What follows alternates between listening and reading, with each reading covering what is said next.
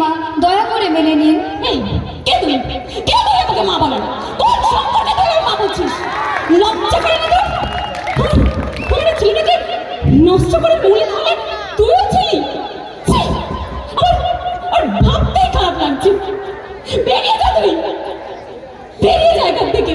যাচ্ছি বা যাচ্ছি, এক্ষুনি চলে যাচ্ছি, থাকতে চাই না তোমার বাড়িতে। কিন্তু হ্যাঁ, যাওয়ার আগে তোমাকে একটা কথা বলে যেতে চাই। তুমি বললে না দরজা দিয়ে অভাব ঢুকলে জানালা দিয়ে ভালোবাসা পালিয়ে যাবে। আমি বাড়ি বানাবো, ঘরও বানাবো, দরজাও বানাবো, জানালাটা বানাবো না,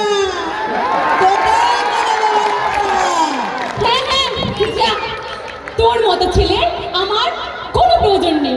বেরিয়ে যা তুই। আমি তোকে অভিশাপ দিচ্ছি, তুই কোনো মেয়ের সঙ্গে হতে পারবি না। আরে, তুমি কি দেখে একে বিয়ে করেছো? কি আছে ওর? আর বাবা তোমাকে এই জন্য মানুষ করেছে? ছোট বয়সে এভাবে পালিয়ে বিয়ে করা কি ইসলামিক কোনো শরীয়তের মধ্যে পড়ে? এই শিক্ষা পেলে তুমি এতদিনে? যাও, বেরিয়ে যাও। পারবো না, পারবো না আমি তোমাদের মেনে নিতে। অদৃষ্টে আমার যা আছে তাই হবে। বেরিয়ে যাও। হ্যাঁ হ্যাঁ যাচ্ছি। এসো সোনা, তুমি কোনো টেনশন করো না, আমি তো আছি। তুমি আমার ছেলেকে বোঝার তৌফিক দান করো।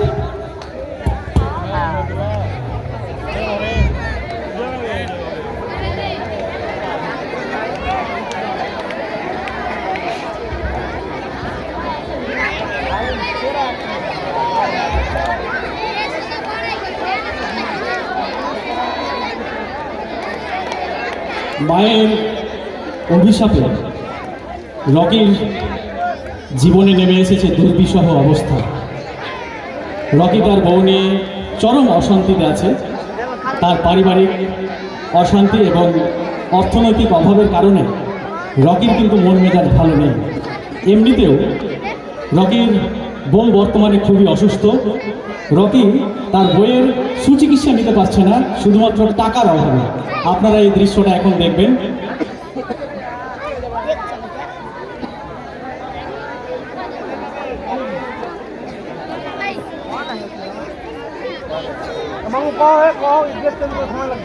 রকি চরম আর্থিক দুরবস্থার মধ্যে রয়েছে, টেনশনে রয়েছে। ঠিক কয়েক বছর পরে, অর্থাৎ দীর্ঘদিন পরে রকির একটা অন্য রূপ আপনারা দেখতে পাবেন। দেখুন এবার নতুন রকিকে। রকি এখন কেমন আছে দেখুন।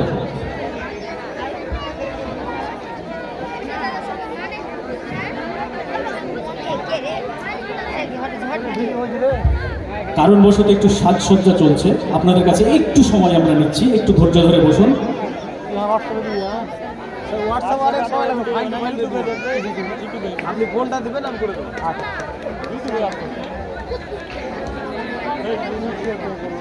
দেখতে পাচ্ছেন বিসমিল্লাহ মিশন পরিচালিত বার্ষিক সাংস্কৃতিক অনুষ্ঠান 2024।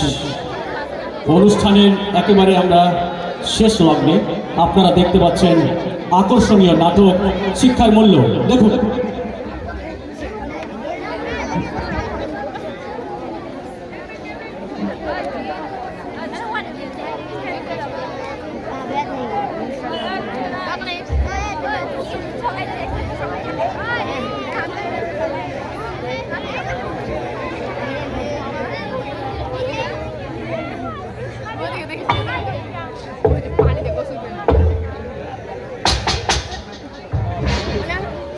বাড়িতে কোনো খাবার নেই কেন?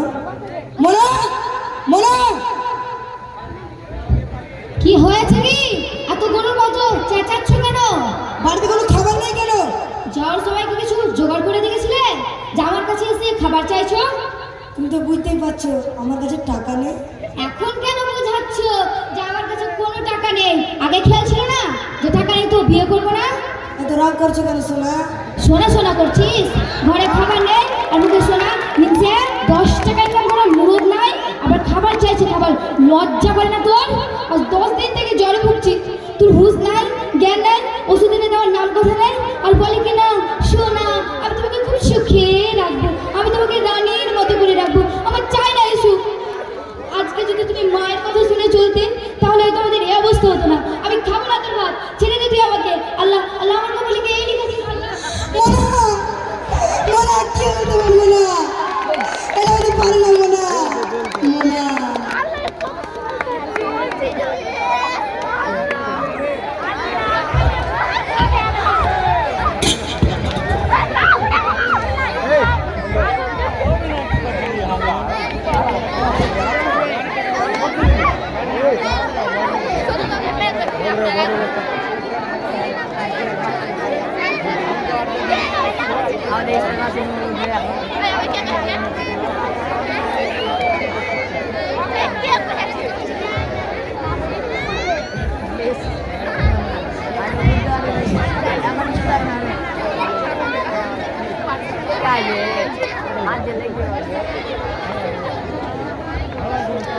গ্যারান্টি ভাই 7 লাখ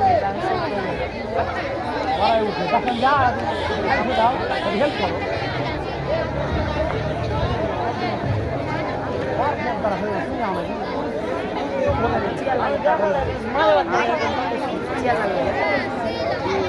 গোল চিয়ার চিয়ার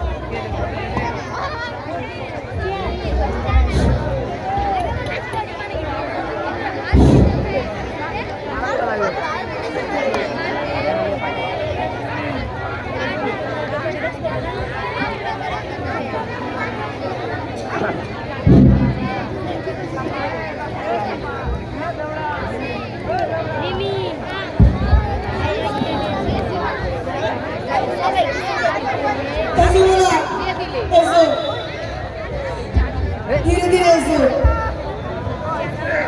এখানে বসো।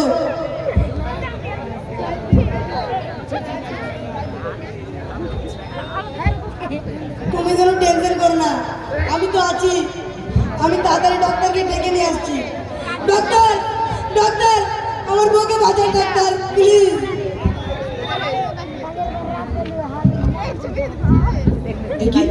রকি তুই, তোর অবস্থা হলো কি করে? কি রাহুল ভাই তুই? না না থাক থাক থাক, কি হয়েছে বল। ভাই আমার কাছে কোনো টাকা নেই ভাই, কোনো পয়সা নেই ভাই, যে করে হোক ভাই আমার বউটাকে বাঁচা। ঠিক আছে দেখছি। সকালে কিছু খাওয়া দাওয়া করেছো? কিছু খাওয়া দাওয়া করিনি। দেখি জিভটা দেখি, চোখটা দেখি। তোর বউয়ের অবস্থা দেখছি খুব খারাপ রে। সময়ে খাওয়া দাওয়া নেই, প্রেশার একদম লো, শরীরে রক্তের অভাব। আমি এখন কি করবো ভাই? এখন এইভাবে খেলে তোর কোনো লাভ নেই। আর যদি তুই তোর মায়ের আর তোর দাদুর কথা শুনে চলতিস, ভালোভাবে পড়াশোনা করে কোনো কাজে লাগতিস, তাহলে হয়তো তোর এই অবস্থা হতো না। জানিস পৃথিবীর কোনো মানুষই তার বাবা মাকে কষ্ট দিয়ে সুখিয়ে তো পারেনি রে।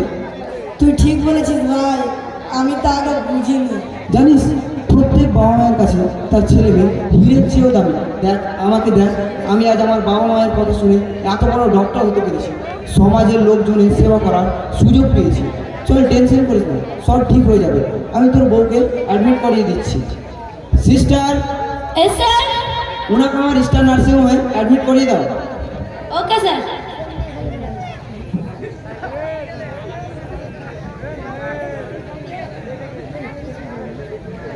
চল টেনশন করিস না, সব ঠিক হয়ে যাবে। আমি তোকে তোর মায়ের কাছে নিয়ে যাবো।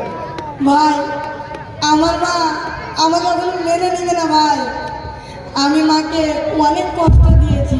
দেখ সন্তান যতই খারাপ হোক, মা কখনো তার সন্তানকে ফেলে দিতে পারে না। কোনো মাই তার সন্তানের খারাপ ভবিষ্যৎ বা তার ভবিষ্যৎ অন্ধকার হয়ে যাক এটা চায় না। মা তার সন্তানকে সর্বদাই আগলে রাখে, তা ভালো চায়। দেখ তুই যদি ভালো হয়ে যাস তাহলে তোর মা তোকে মেনে নেবে। দেখ সব ঠিক হয়ে যাবে। তাহলে আমি তোকে তোর মায়ের কাছে নিয়েছি, তুই একটু এখানে বস, আমি তোর বইয়ের ট্রিটমেন্টটা করে আসি, তারপরে আমি তোকে তোর মায়ের কাছে নিয়ে যাবো।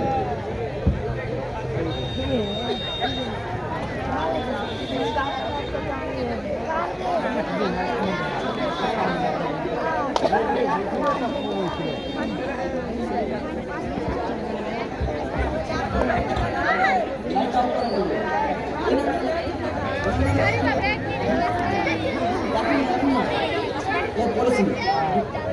না হ্যাঁ রকি, আমি তোর বউয়ের চেক আপ করলাম, স্লাইন দিয়েছি আর কিছু মেডিসিন লিখে দিয়েছি। সেগুলি সময় মতো খাওয়ালে দেখবি তোর বউ ঠিক সুস্থ হয়ে উঠবে। চল এবার তোকে তোর মায়ের কাছে নিয়ে যায়।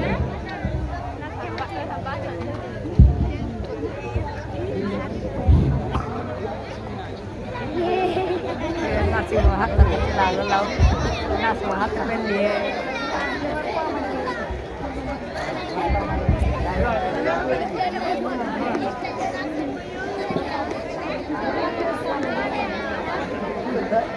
magi itu beda deh.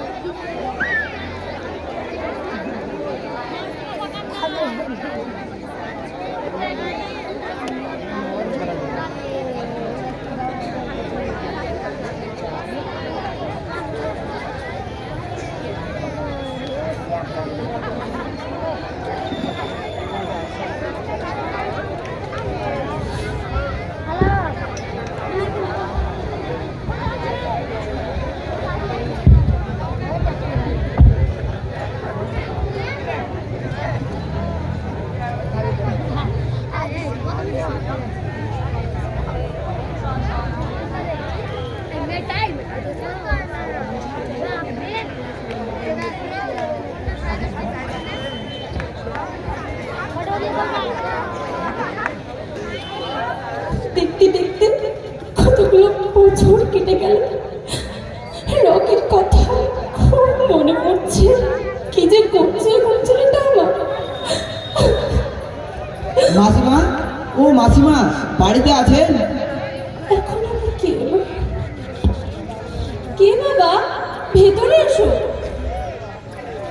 মাসিমা, আমি রাহুল বলছি। বাবা তুমি হঠাৎ করে? এসো বাবা এসো, বসো। তোমার বাবা মা সবাই কেমন আছে? আলহামদুলিল্লাহ মাসিমা, ভালো আছে। কিন্তু একটা খবর নিয়ে এসেছি। হ্যাঁ বাবা বলো। অনেক দিন তো হয়ে গেল, রকির কথা কি আপনার মনে পড়ে না? রকি মনে তো পড়ে বাবা। আমার আমার সোনা ছেলের কথা খুব খুব মনে পড়ে। কিন্তু কিন্তু কি করবো বলো বাবা, আমি আমি আমার ছেলেটাকে মানুষ করতে পারিনি। খুব স্বপ্ন ছিল আমার ছেলেকে নিয়ে। জানি না বাবা ও এখন কোথায় আছে, কি করছে, কেমন আছে। আল্লাহর কাছে দোয়া করি আল্লাহ আল্লাহ যেন আমার ছেলেকে সুখে রাখে, শান্তিতে রাখে। মাসিমা, আমি যদি রকিকে আপনার কাছে ফিরিয়ে নিয়ে আসি তবে কি রকি আপনি ক্ষমা করবেন? কি বললে বাবা? তুমি